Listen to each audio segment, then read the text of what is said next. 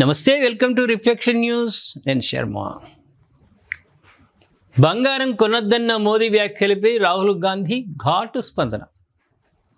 ఘాటుగా మిరపకాయలు లేని పోపు, మిరపకాయ లేకుండా పోపు చేస్తే ఎట్లుంటుంది? ఘాటు ఉండదు. ఈయన ఘాటట. ఏం ఘాటు చూద్దాం ఎట్లుంటుంది ఘాటు. ఎందాక పోయింది మరి. ప్రధాని నరేంద్ర మోదీపై కాంగ్రెస్ అగ్రనేత, లోక్సభలో విపక్ష నాయకుడు రాహుల్ గాంధీ తీవ్ర స్థాయిలో విమర్శలు చేశారు. పశ్చిమాసియా సంక్షోభం నేపథ్యంలో ప్రజలు త్యాగాలు చేయాలంటూ ప్రధాని చేసిన విజ్ఞప్తి వైఫల్యానికి నిదర్శనమని ఆయన అభివర్ణించింది. సోమవారం నాడు ఎక్స్ వేదికగా రాహుల్ స్పందిస్తూ, నిన్న మోదీజీ ప్రజలను త్యాగాలు చేయమని అడిగారు. బంగారం కొనొద్దు, విదేశాలకు వెళ్ళొద్దు, పెట్రోల్ వాడకం తగ్గించండి అని అన్నారు. ఇది ఉపన్యాసాలు కాదు, వైఫల్యానికి రుజువులైన ఆయన పేర్కొన్నాడు. 12 ఏళ్లలో ఆయన దేశాన్ని ఇంతటి స్థితికి తీసుకొచ్చారు. ప్రతిసారి బాధ్యతను ప్రజలపైకి నెట్టేసి తాము తప్పించుకోవడానికి ప్రయత్నిస్తున్నారు. ఒక కాంప్రమైజ్డ్ ప్రధాని దేశాన్ని నడిపించడం ఇక సాధ్యం కాదు అని రాహుల్ తీవ్రంగా విమర్శించాడు. ఏం విమర్శ? నువ్వేం చేద్దు? ఇష్టారీతిగా ఖర్చులు పెట్టి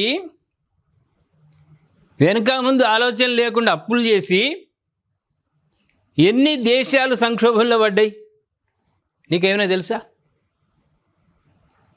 ఆర్థిక మాంద్యం నుంచి తట్టుకోలేక అన్నిటికీ కోతలు పెట్టినటువంటి దేశాలు ఉన్నాయి. ఇంకా మన దేశం నయం కదా, మన దేశం నయం కదా. శ్రీలంక పరిస్థితి, బంగ్లాదేశ్ పరిస్థితి, పాకిస్తాన్ పరిస్థితి, ఇంకా కొన్ని దేశాలు ఉన్నాయి. వాటి పరిస్థితి ఏంది? అట్టడుగు స్థాయికి వెళ్ళిపోయినాయి దేశాలు. ఇష్టారీతిగా వెనుక ముందు ఆలోచన లేకుండా వాడకం వల్ల, ఖర్చుల వల్ల భరించలేని అప్పులు ఎక్కువైనాయి, ఇన్కమ్ తక్కువైపోయింది, కుప్పగులినాయి దేశాలు. యుద్ధ సమయంలోనే కదా మనకి ఇబ్బంది కలిగింది, అంతకుముందు ఉందా? రాహుల్ గాంధీజీ ఒక్కసారి ఆలోచన చేసుకో. యుద్ధానికంటే ముందు ఏమైనా సంక్షోభం ఉండేనా దేశంలో?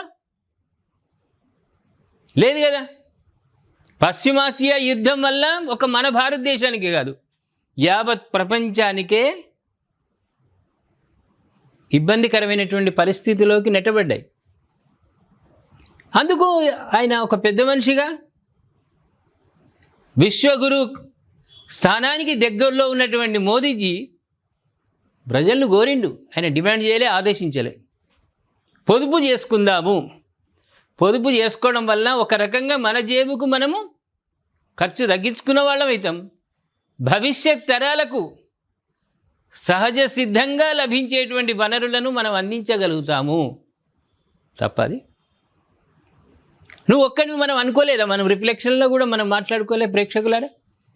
పెట్రోల్ సంక్షోభంలో ఉన్నప్పుడు ఒక్కడు పోతే కార్లో పోకయ్యా, ఎక్కువ ఏమైతే బస్సు ఎక్కువ. ఎట్లయినా ఎమ్మెల్యేలు, ఎంపీలు వాళ్ళకు సపరేట్ బస్సులో రిజర్వేషన్ అని ఉంటే వాడు ఒక్కనాడు ఎక్కడు. వాళ్ళు పుట్టుకతోనే కార్లు, వాళ్ళకు యోగం. ఎవరైనా మూస్తారు, కార్లు కొంటారు. అది కానీ మామూలుగా కష్టపడిన వాళ్ళు కూడా కార్లో పోకుండా మీరు బస్సులో పోండి, లేకుంటే హైదరాబాద్లో ఉంటే మెట్రోలో పోండి. హాయిగా ఏసీ ఉంటుంది, ఏ ట్రాఫిక్ ఉంటుంది. మనం చెప్పుకోలేదా? అది దోషమా? మనది మనం పొదుపు చేసుకునే అలవాటు చేసుకోవాలి.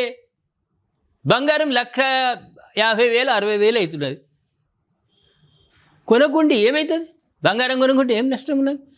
చుట్టాలు ఫంక్షన్లకు రానియరా బంగారం లేకుంటే? ఈ మంచి మాటలు చెప్తే ఈయన పడదు. ఈయన ఒకవేళ ప్రధాని అయితే ఏం చేసు? తాకట్టు పెట్టు దేశాన్ని. ఎవరికో దేశం, అమెరికాకో బ్రిటన్కో ఆయనతో తాకట్టు పెట్టు, జీ హుజూర్ అనుకుంటూ మనం దాసోహం, బానిసలు అవుతాం.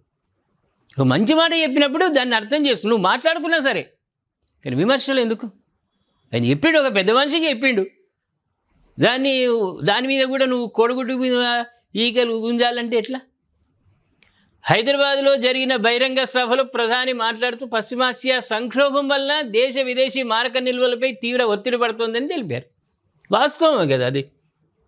పెట్రోల్, డీజిల్ వాడకాన్ని తగ్గించి మెట్రో, కార్ పూలింగ్ వంటివి ఉపయోగించాలని సూచించారు. అంతే కదా, మెట్రో బ్రహ్మాండంగా ఉన్నది. ఏం తక్కువ ఉన్నది దాంట్లో ఏసీ రుయ్యను ఉరుకుతుంది. కళ్ళు మూసుకొని పోయేసరికి సభ్యులు కూడా వస్తుంది, బేగంపేట వస్తుంది, ఏమి ఇబ్బంది లేదు, పొల్యూషన్ లేదు. లేకపోతే ఎలక్ట్రిక్ కార్లు కొనుండి, బండ్లు కొనుక్కోండి, పొల్యూషన్ తగ్గుతుంది, పెట్రోల్ వాడకం తగ్గుతుంది. ఇది మంచి విషయమే కదా.